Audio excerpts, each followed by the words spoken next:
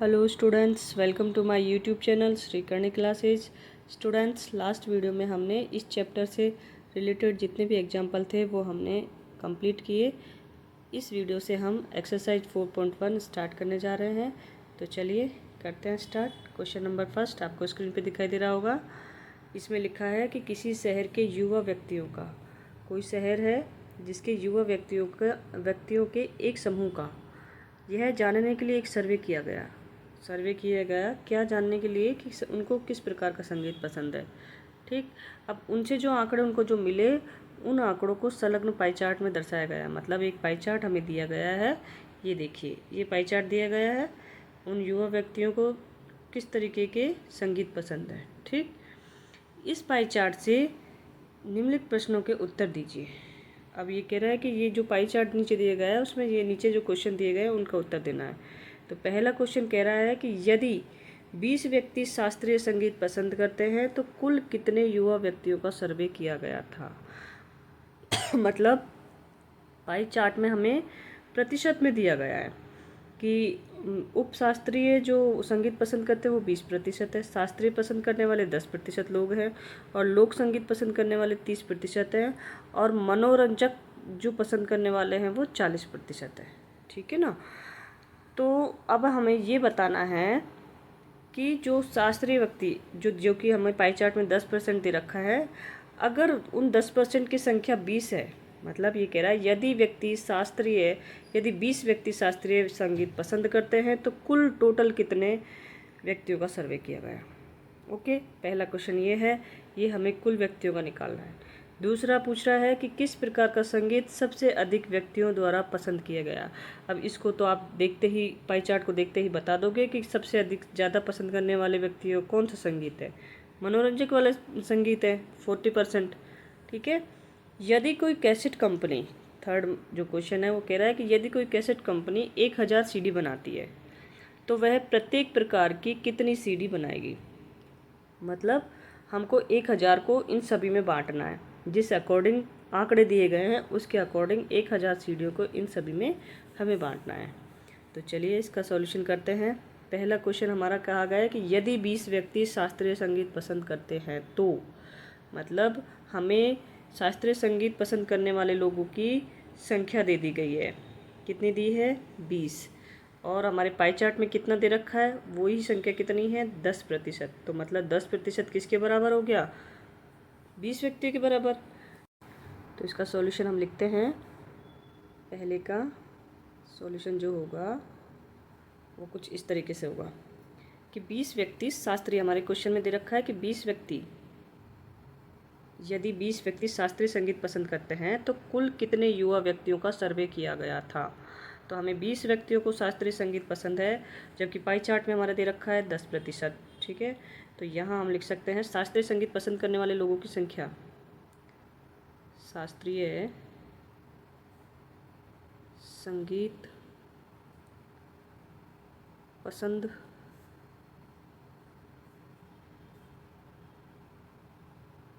करने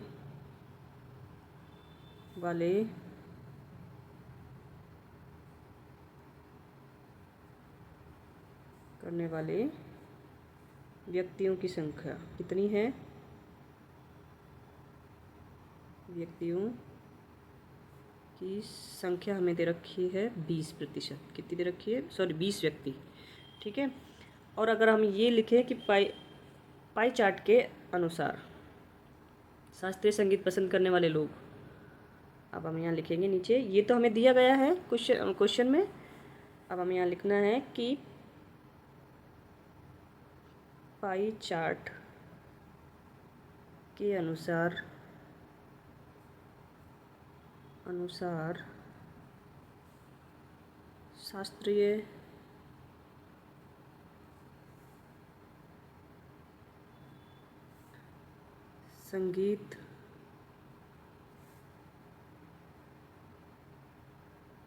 शास्त्रीय संगीत पसंद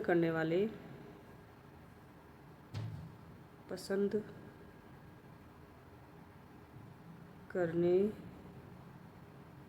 वाले लोगों की संख्या या प्रतिशत, लोगों का प्रतिशत लिख सकते हैं, लोगों का प्रतिशत, प्रतिशत कितना दे रखा है, 10%। ठीक, ये दे रखा है ना हमारे पाई चार्ट में, ये देखिए पाई चार्ट में ये दे रखा है, शास्त्रीय 10% लोग हैं, और जबकि क्वेश्चन में जो शास्त्रीय संगीत पसंद करने वाले लोगों की संख्या 20 है। तो हम इन दोनों कथनों को एक ही, दोनों कथन बात तो एक ही कर रहे हैं ना, शास्त्रीय संगीत पसंद करने वाले लोगों के बारे में बता रहा है, 20 संख्या है, और अगर उनको प्रतिशत में देखें तो वो 10% है। तो हम इसको लिख सकते हैं कि 10% बराबर हो जाएगा किसके, इसलिए 10% बराबर 20। कैसे, उपरोक्त दोनों कथनों के अनुसार, उपरोक्त कथन के अनुसार,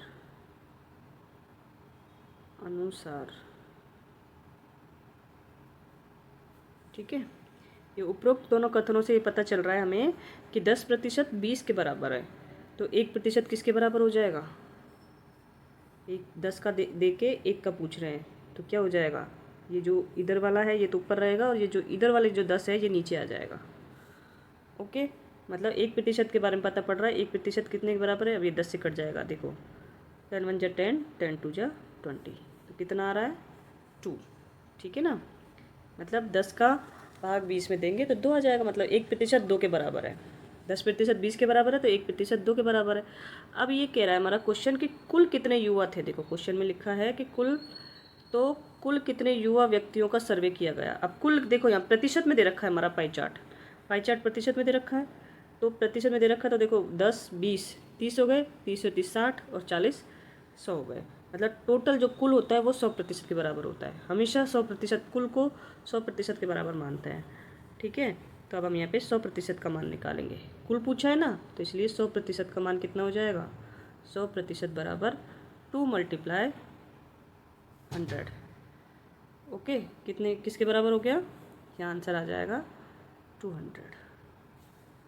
ये पहले का आंसर हो गया हमारा। पहला जो क्वेश्चन था कि शास्त्रीय संगीत, यदि 20 व्यक्ति शास्त्रीय संगीत पसंद करते हैं तो कुल कितने युवा व्यक्तियों का सर्वे किया गया था। तो अगर 20 व्यक्ति शास्त्रीय संगीत पसंद करने वाले हैं तो कुल कितने व्यक्तियों का सर्वे किया गया था, आंसर में आया हमारा 200 व्यक्तियों का। ओके, अब चलते हैं हमारे नेक्स्ट क्वेश्चन। इसका इसी का जो नेक्स्ट क्वेश्चन है वो क्या कह रहा है कि किस प्रकार का संगीत सबसे अधिक व्यक्तियों द्वारा पसंद किया जाता है। तो यहाँ से हम पाई चार्ट को देख के पता लगा लेंगे, जो जिसका प्रतिशत सबसे ज़्यादा है वो ही सबसे ज़्यादा पसंद करते। तो यहाँ पे देखो 20 10 30 और 40 सबसे ज़्यादा है, तो ये मनोरंजक संगीत पसंद करने वाले लोगों की संख्या ज़्यादा है, तो यहाँ हम लिखेंगे मनोरंजक। इसको थोड़ा नीचे करके दूसरे का आंसर है मनोरंजक। दूसरे का आंसर जाएगा मनोरंजक संगीत पसंद करने वाले लोगों की संख्या सर्वाधिक है। आप मनोरंजक इसका आंसर है। आप चाहो तो पूरी लाइन लिख दो कि मनोरंजक संगीत पसंद करने वाले लोगों की संख्या सबसे अधिक है, ठीक है। थर्ड क्वेश्चन हमारा क्या है, इसी का जो थर्ड क्वेश्चन है वो कह रहा है कि यदि कोई कैसेट कंपनी 1000 CD बनाती है, कोई कैसेट कंपनी है जो 1000 CD ही उसको बनानी है, तो वह प्रत्येक प्रकार की कितनी CD बनाएगी। मतलब 1000 CDयों को उसको इन सभी संगीतों में बांटना है जो नीचे दे रखे हैं ना, उपशास्त्रीय, शास्त्रीय, लोक संगीत और मनोरंजक। अब देखिए 1000 CD बनानी है उसको, तो वो CD उसके अकॉर्डिंग ही तो बनाएगा ना, हर संगीत के जितने उसको पसंद करने वाले लोग हैं। तो अगर उपशास्त्रीय पसंद करने वाले लोग 20% ही है तो वो 20% ही CD बनाएगा, मतलब 1000 का 20% बनाएगा, मतलब 1000 टोटल उसको कुल बनानी है सिर्फ 1000। अब 1000 में से उपशास्त्रीय कितनी बनाएगा, जितने लोग हैं उतनी ही बना देगा। 20% लोग पसंद करते हैं तो 20% ही उपशास्त्रीय कैसेट बन जाएगी उपशास्त्रीय संगीत की, और शास्त्रीय संगीत की 10% बन जाएगी, 1000 का 10%, लोक संगीत का 1000 का 30% और मनोरंजक का 1000 का 40%। तो चलिए इसको निकालते हैं, हम सॉल्व करते हैं। यहाँ लिखेंगे हम, थर्ड क्वेश्चन इसका है, थर्ड क्वेश्चन हमारा कह रहा है कि अब हम एक एक के लिए निकाल लेते हैं। शास्त्रीय संगीत पसंद करने वाले लोग, शास्त्रीय संगीत की कैसेटें कितनी निकलेगी,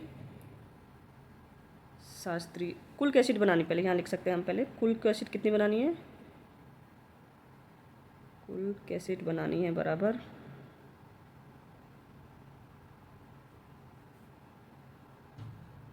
बराबर 1000। ओके, अब इसमें से शास्त्रीय संगीत पसंद करने वाले, शास्त्रीय संगीत, शास्त्रीय संगीत की कैसेट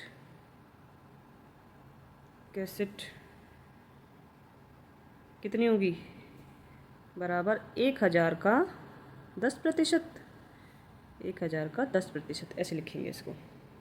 चाहो तो आप इसको नीचे लिख लो ताकि थोड़ा सही लगेगा, बराबर 1000 का 10% का 10%, मतलब 10% ही शास्त्रीय संगीत पसंद करने वाले लोग हैं। तो जितनी कैसेट बनानी है उसमें से सिर्फ 10% ही शास्त्रीय संगीत की कैसेट बनेंगी, ठीक है ना। तो अब देखिए, अब इसमें शास्त्रीय संगीत की कैसेटें कितनी बनी, 1000 का 10%। तो अब 1000 का 10% इसको कैसे सॉल्व करते हैं, यहाँ पे देखो 1000 को यूँ की यूँ लिखेंगे और ये काक की जगह मल्टीप्लाई हो जाएगा और ये 10 की जगह ये 10 तो ऊपर चला जाएगा और ये प्रतिशत का मतलब होता है 1/100। तो 1 को 10 से गुणा करेंगे तो वही 10 आ जाएगा, तो यहाँ पे हम डायरेक्ट यहाँ लिख देते हैं 100, 10/100 हो जाएगा, ठीक है ना। अब इसको सॉल्व कर लो। अब इसको सॉल्व करने के लिए कैसे करेंगे, ये देखो दोनों नीचे हैं, ये ऊपर वाले दोनों से कट गया, ठीक। अब यहाँ नीचे तो 1 बचा, 1 का किसी में ही भाग दो वही संख्या आती है, तो 1 का 10 में भाग देंगे 10 ही आएगा। तो अब यहाँ 10 मल्टीप्लाई इधर भी 10 है, ये देखो ये 10 और ये भी 10, इन दोनों के बीच में मल्टीप्लाई आ रहा है, तो मतलब इन दोनों 10 को मल्टीप्लाई करना है, तो कितने आ जाएंगे 100। मतलब शास्त्रीय संगीत पसंद करने वाली कैसेटें कितनी बनेंगी, मतलब शास्त्रीय संगीत के लिए कितनी कैसेटें बनेंगी, 1000 में से 100 कैसेटें शास्त्रीय संगीत की होंगी। ओके, अब हमारा सेकंड क्या है, हमारा पाई चार्ट के अकॉर्डिंग इसी का क्वेश्चन, अभी तो ये पूरा नहीं हुआ ना, शास्त्रीय का 10% निकल गया। उपशास्त्रीय संगीत के लिए क्या होगा, उपशास्त्रीय संगीत के लिए होगा 1000 का 20%। तो यहाँ पे 1000 का 20% निकालेंगे उपशास्त्रीय संगीत के लिए। तो यहाँ लिखते हैं उपशास्त्रीय संगीत के लिए, उपशास्त्रीय संगीत के लिए कितनी कैसेटें बनेंगी, बराबर 1000 का 20%। 20% ही तो उपशास्त्रीय संगीत पसंद करने वाले लोग हैं, तो उतनी ही कैसेटें बनेंगी, ठीक। तो 1000 का 20% कैसे निकालेंगे हम, 1000 मल्टीप्लाई 20/100, ठीक है। ये 2 जीरो से ये 2 जीरो कट गए। अब ऊपर कितने बचे, यहाँ 10 इधर 20, इन दोनों को मल्टीप्लाई कर लेंगे। तो इन दोनों को मल्टीप्लाई करेंगे तो क्या आ जाएगा, 10 गुणा 20 करेंगे तो यहाँ आ जाएगा 200, ठीक है ना। 200 कैसेटें किसकी बनेगी, उपशास्त्रीय संगीत के लिए, ठीक है ना। जैसे शास्त्रीय संगीत की कैसेट ये बन गई, उपशास्त्रीय संगीत की कैसेटें 200 बन गई। अब पाई चार्ट में लोक संगीत के लिए कितने हैं, 30% और मनोरंजन के लिए 40%। तो हम इन दोनों के लिए भी निकाल लेंगे ऐसे ही सेम। तो यहाँ नीचे लिखेंगे हम लोक संगीत पसंद करने वाले, मतलब लोक संगीत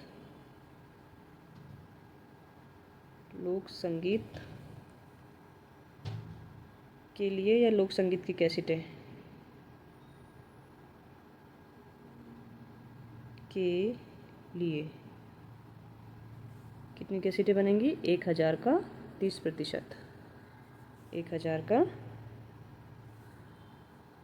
30%। अब इसको कैसे निकालेंगे, बराबर 1000 गुणा, का की जगह गुणा हो जाएगा 30 और ये प्रतिशत की जगह बटे में 100 आ जाएगा। अब इसको सॉल्व कर लेते हैं, इसको इससे काटेंगे तो वही 10 को 30 से गुणा करा तो 300 आ जाएंगे। तो मतलब लोक संगीत के लिए कितनी कैसेटें बनेंगी, 300। अब निकालते हैं मनोरंजक के लिए, ठीक है। मनोरंजक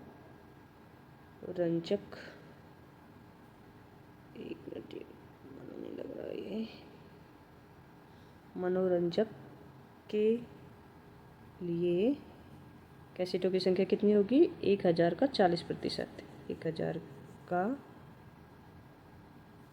40%। ठीक है, इसको सॉल्व कर लेते हैं। 1000, एक मिनट,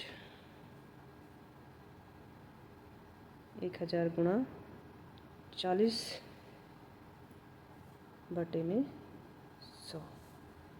अब इनको सॉल्व करते हैं। 100 से 2 जीरो कट गए, यहाँ पे आ जाएंगे 400। अब देखो, जितनी भी कैसेटें बनी है अगर आप उनको ऐड कर लेते हैं, वो अगर 1000 के बराबर आ गई तो हमारा आंसर सही है। देखो यहाँ पे मनोरंजक के लिए आई 400 और इसके लिए लोक संगीत के लिए 300, तो 400 और 300 कितने हो गए? 700। और उपशास्त्री के लिए 200 तो 900 हो गए, और शास्त्री के लिए 100 तो ये हो गए 1000। तो मतलब टोटल 1000 कैसेटें ऐसे बटेंगी। मतलब 100 तो बनेंगी शास्त्रीय संगीत के लिए, 200 बनेंगी उपशास्त्रीय संगीत के लिए, और 300 बनेंगी लोक संगीत के लिए, और 400 बनेंगी मनोरंजक के लिए। तो ये हमारा क्वेश्चन कंप्लीट हुआ। तो स्टूडेंट्स एक सेकेंड, तो ये पहला जो क्वेश्चन है हमारा कंप्लीट हुआ। आई होप स्टूडेंट्स आपको ये क्वेश्चन समझ में आया होगा। ये देखिए, ये पूरा क्वेश्चन इस तरीके से सॉल्व किया गया है।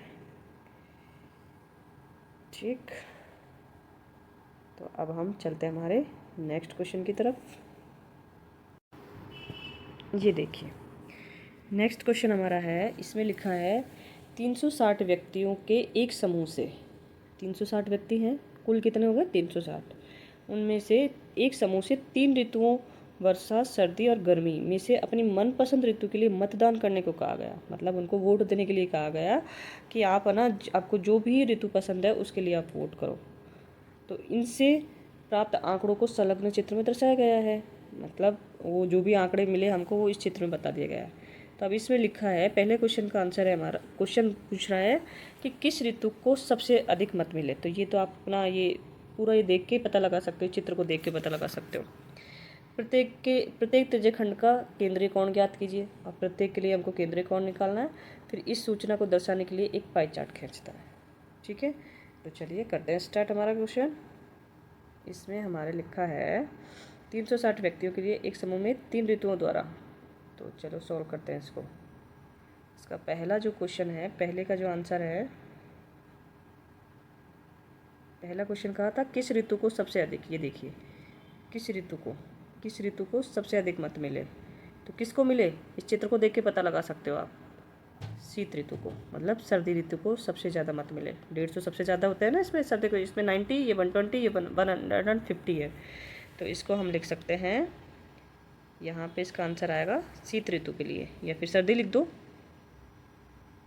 शीत ऋतु को। ये इसका आंसर हो गया। ठीक है, अब हमको प्रत्येक के लिए त्रिज्यखंड कोण ज्ञात करना है। त्रिज्यखंड का केंद्रीय कोण ज्ञात करना है।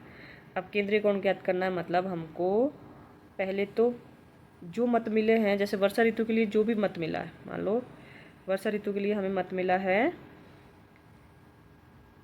120।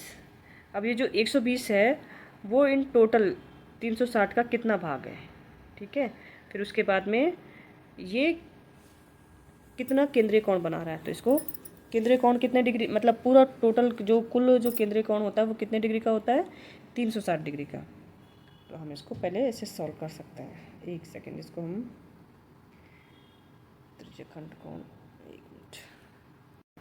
तो इसको स्टूडेंट्स देखो, जैसे यहाँ पे 360 व्यक्तियों की संख्या है कुल, ठीक है, और कुल केंद्रीय कोण कितने डिग्री का होता है? वो भी 360 डिग्री का। मतलब 360 व्यक्तियों के लिए कितने डिग्री का कोण होगा?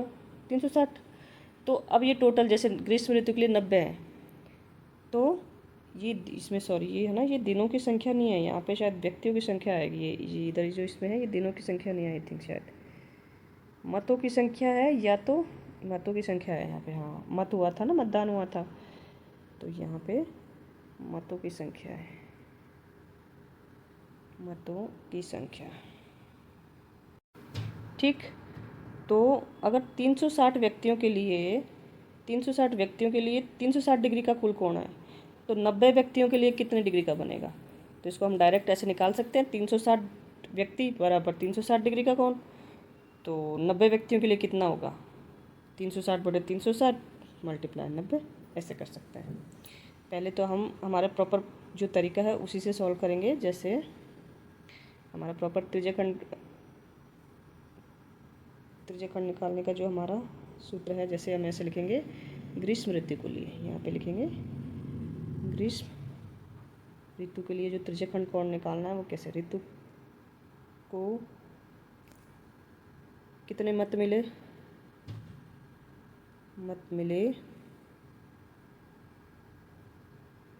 बराबर 90, इतने ही मिले ना इस चित्र के अकॉर्डिंग। हाँ 90 मिले।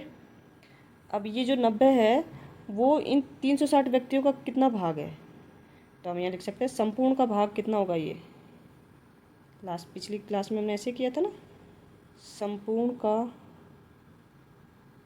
भाग मतलब ये जो 90 हैं वो 360 व्यक्तियों का कितना भाग बना रहे हैं।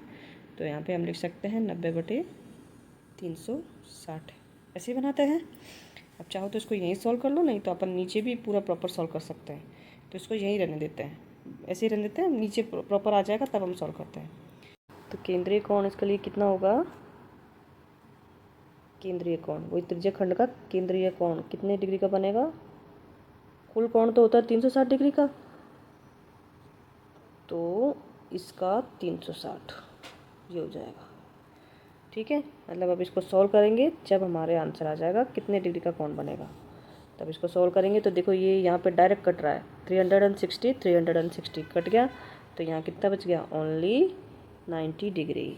मतलब ग्रीष्म ऋतु के लिए कितने डिग्री का कोण बनेगा, 90 डिग्री का कोण बनेगा। ऐसे ही हम वर्षा ऋतु और सर्दी की ऋतु के लिए कर लेंगे। तो यहाँ पे हम लिखेंगे, एक सेकेंड, यहाँ आ जाएगा हमारा वर्षा ऋतु के लिए, वर्षा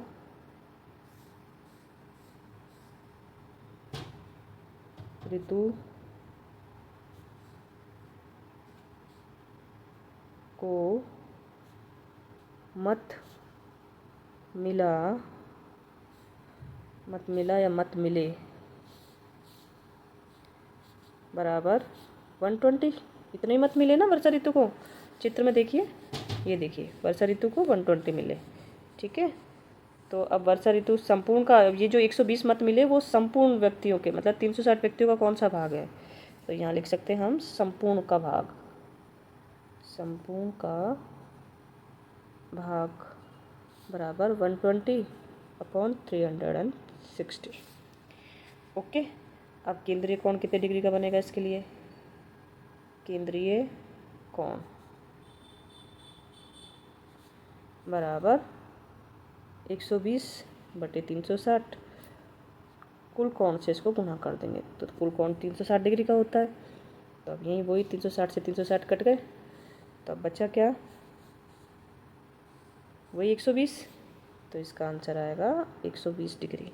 वर्षा ऋतु के लिए कितने डिग्री का कोण बनेगा, 120 डिग्री का। ठीक है, अब थर्ड आता है हमारा शीत ऋतु के लिए।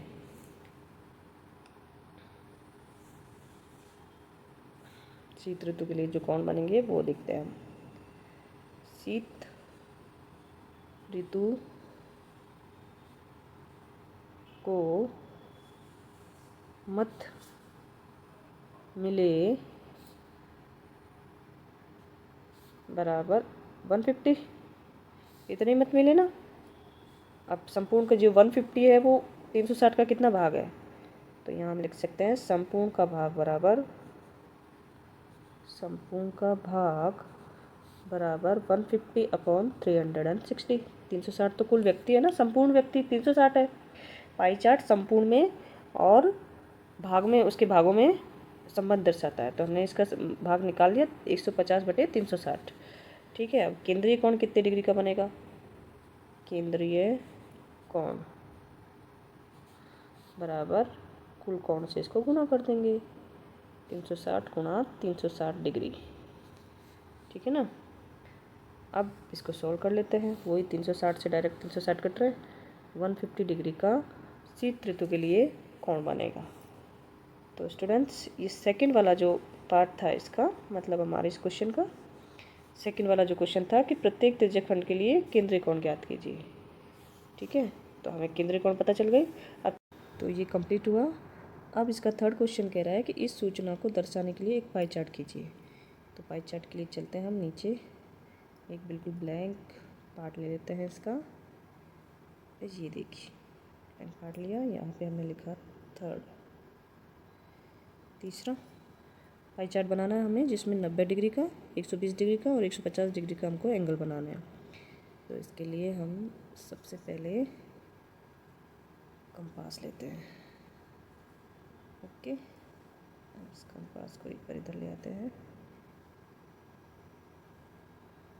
इसमें किसी भी त्रिज्या का एक सर्किल खींच लेते हैं। ठीक है, सबसे पहले 90 डिग्री का कोण बनाना आसान होगा क्योंकि हमारा जो 90 डिग्री का कोण होता है वो कुछ इस तरीके से होता है। ठीक है ना, तो 90 डिग्री का बनाते हैं। सबसे पहले ये देखो यहाँ से, और ये हमारा 90 डिग्री का एंगल बन गया। ठीक है, बिल्कुल परफेक्ट तो नहीं बनता पर ट्राई।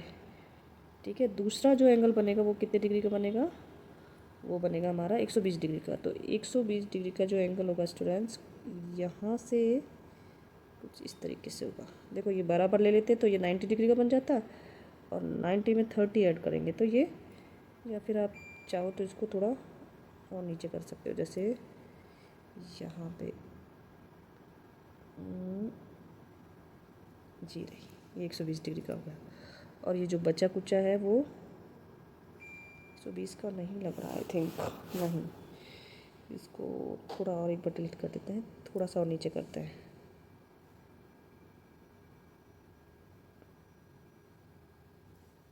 एक सेकेंड, प्रॉपर बनने में टाइम लगेगा। यहाँ से ऐसे ये बन गया हमारा 120 का, और बचा हुआ बना हमारा कितने डिग्री का, 150 का। तो स्टूडेंट्स ये वाला आपको प्रॉपर समझ में आया होगा। जैसे इस तरीके से ये जो 90 डिग्री है ये किसके लिए था, ये था हमारा ग्रीष्म ऋतु के लिए।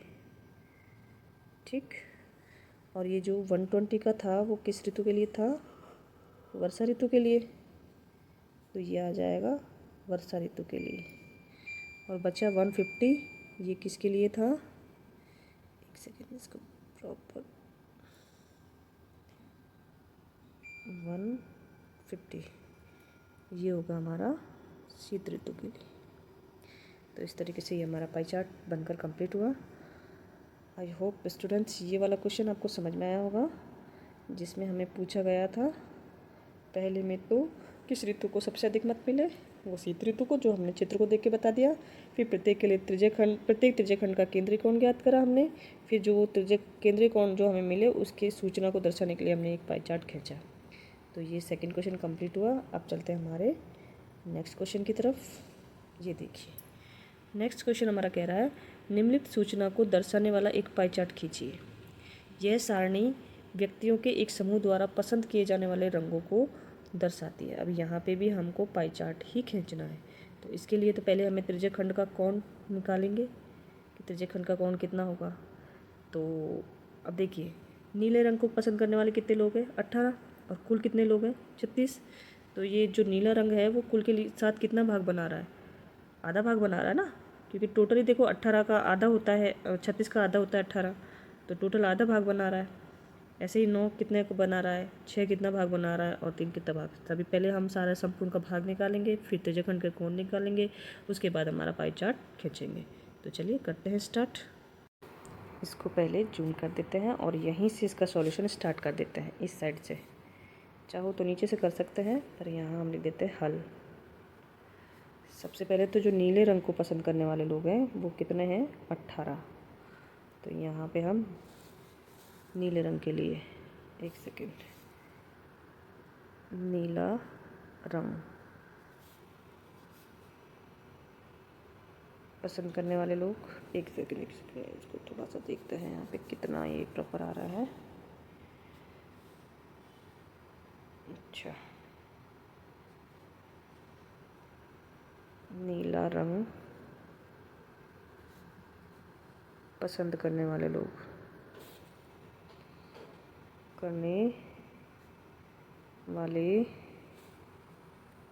लोगों की संख्या या व्यक्तियों की संख्या कितनी है? 18। अब ये जो 18 है वो कुल के साथ कितना भाग बना रहा है? तो यहाँ लिख सकते हैं हम संपूर्ण का भाग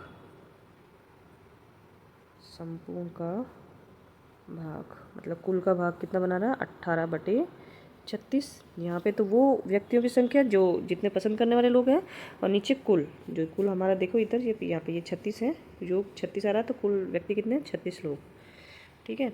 अब चाहो तो आप इसको यहाँ डायरेक्ट काट सकते हो, आधा पार्ट बन रहा है, या फिर आप अपनी उसको ईजी करने के लिए कैलकुलेशन को तो नीचे भी काट सकते हो। जैसे कभी कभी क्या होता है कि प्रॉपर पूरा जब हमारी जिस तरीके से कैलकुलेशन ईजी हो उस तरीके से हमें करना चाहिए। मुझे ऐसा लग रहा है कि नीचे जाने पर हमारी कैलकुलेशन ईजी हो जाएगी। क्यों हो जाएगी? देखो अब ये केंद्रीय कोण निकलेगा तो नीचे 36 है, और इसको किससे मल्टीप्लाई करेंगे? कुल केंद्रीय कोण से। तो कुल केंद्रीय कोण कितने डिग्री का होता है? 360 का। उसमें भी 36 आता है ना, तो ये कट जाएंगे, तो ये ईजी हो जाएगा, डायरेक्ट कटेगा ये। तो यहाँ पे हम लिखेंगे केंद्रीय कोण। तो कभी कभी मैथ्स में ऐसे भी दिमाग लगाना पड़ता है, केंद्रीय कोण, ताकि हमारी जो कैलकुलेशन है वो ईजी हो जाए। केंद्रीय कोण निकलेगा हमारा, इसको कुल केंद्रीय कोण से इसको मल्टीप्लाई कर देंगे। किया 36 से कट गया एक बार, और यहाँ पे 0 बच गया, मतलब 36 का भाग 360 में दिया तो 10 आ गया। अब हमारे इसको गुणा कर देते हैं। इनको गुणा करेंगे तो बराबर क्या आ जाएगा? 18 को गुणा करेंगे 10 से तो 180। तो 180 डिग्री का कोण बनाएगा नीले रंग को पसंद करने वाले लोग। एक मिनट, इस क्वेश्चन को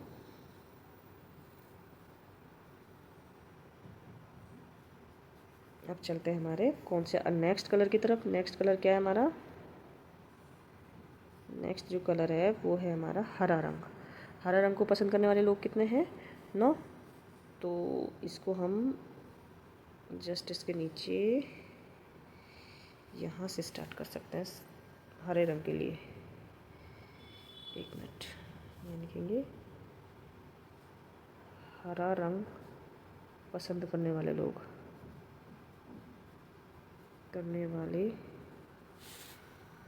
या व्यक्ति कितने हैं? बराबर 9। ठीक है ना।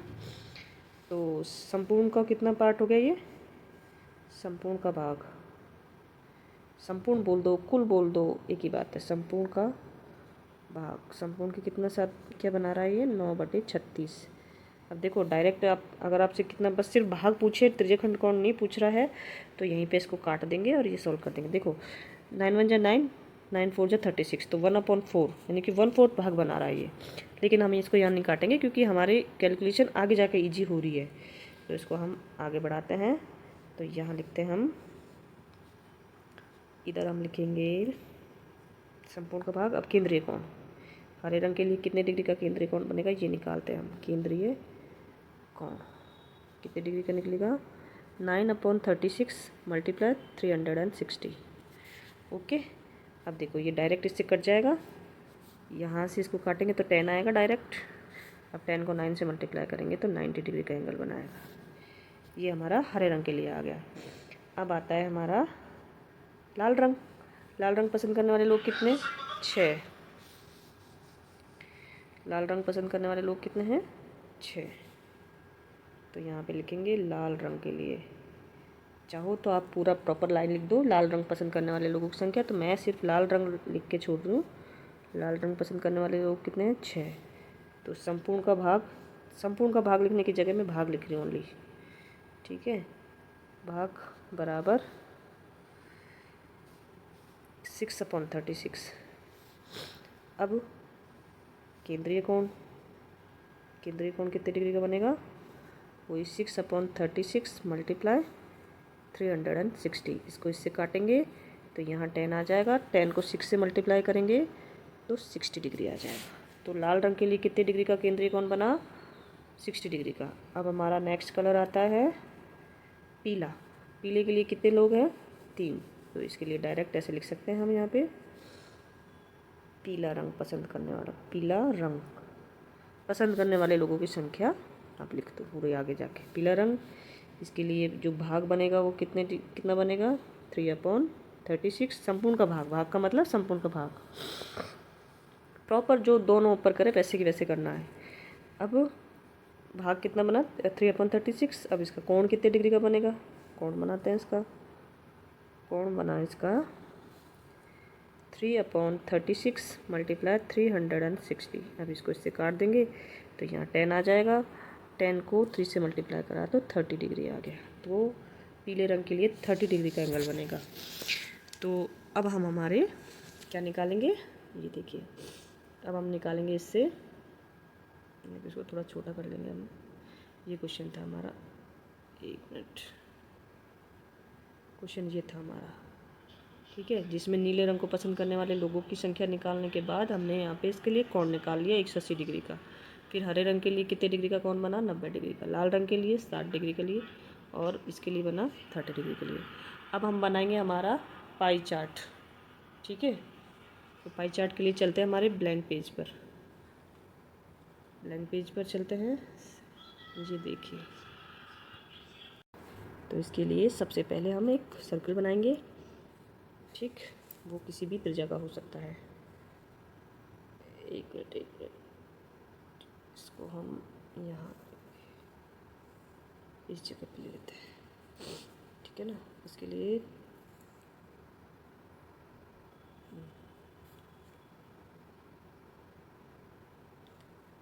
यहाँ इसको हम एक सर्कल बनाया, थोड़ा ज़्यादा नीचे नहीं हो गया है? हाँ गया है, लेकिन इसको डिलीट कर देते हैं, थोड़ा सा ऊपर लेते हैं इसको। अब बनाते हैं हमारा सर्कल। ये सर्कल बना दिया, जिसमें एक तो बनाना है 180 डिग्री का। तो 180 तो इस 360 का आधा होता है, तो पूरा प्रॉपर हमको एक आधा पूरी लाइन खींच देनी है, एक आधी।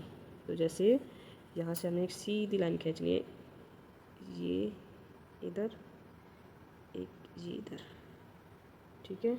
ये हो गया, इसको साइड में करके देखते हैं, हाँ ये हो गया हमारा 180 डिग्री का एंगल, ठीक है। अब दूसरा बना हमारा, हरे रंग के लिए बना हमारा 90 डिग्री का एंगल। तो 90 डिग्री 80 का आधा होता है, तो 80 का आधा कर लेते हैं हम, यहाँ से लेके यहाँ तक। एक मिनट, इसको डिलीट करते हैं, इसकी प्रॉपर लाइन खींचते हैं।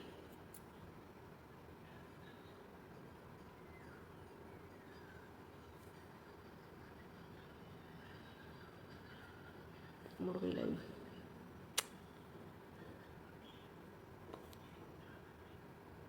ये देखिए, ये 180 डिग्री का हो गया। इसका आधा, इसका जो आधा होगा वो होगा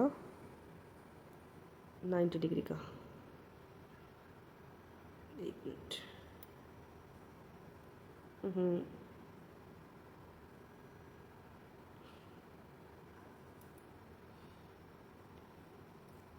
यहाँ से आधा हुआ 90 डिग्री का एंगल।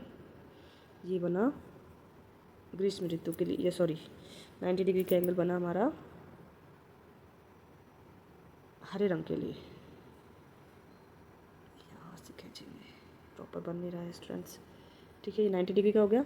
अब एक 60 डिग्री का है और एक 30 डिग्री का है, तो इनमें से एक कोई 30 डिग्री का बना लेते हैं प्रॉपर। तो जैसे लमसम ये 30 डिग्री का होगा, बड़ा वाला 60 डिग्री का हो जाएगा। तो ये हमारे एंगल तैयार हुए। ये जो बना 180 का,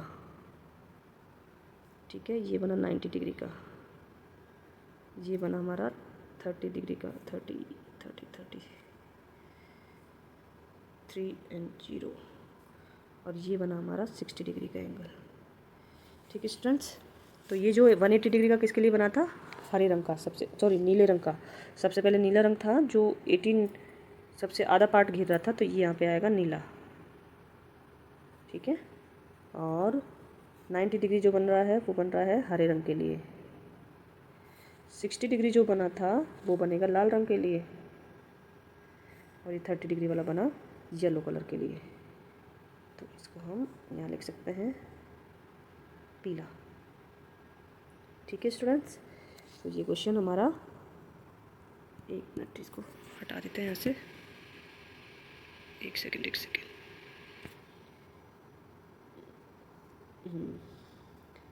तो ये वाला क्वेश्चन हमारा कंप्लीट हुआ। क्या क्वेश्चन था कि निम्नलिखित सूचना को दर्शाने वाला एक पाई चार्ट खींचिए। यह सारणी व्यक्तियों के एक समूह द्वारा पसंद किए जाने वाले रंगों को दर्शाती है। तो आई थिंक स्टूडेंट्स ये वीडियो बहुत लंबा बन गया है, तो इस वीडियो का एंड हम यहीं करते हैं। बचे हुए नेक्स्ट क्वेश्चन हम नेक्स्ट वीडियो में करेंगे। तो आपको ये वीडियो कैसा लगा मुझे कमेंट करके ज़रूर बताएं। अगर आपको वीडियो पसंद आए तो अपने दोस्तों के साथ शेयर करें, वीडियो को लाइक करें और चैनल को सब्सक्राइब करें। तब तक के लिए थैंक यू।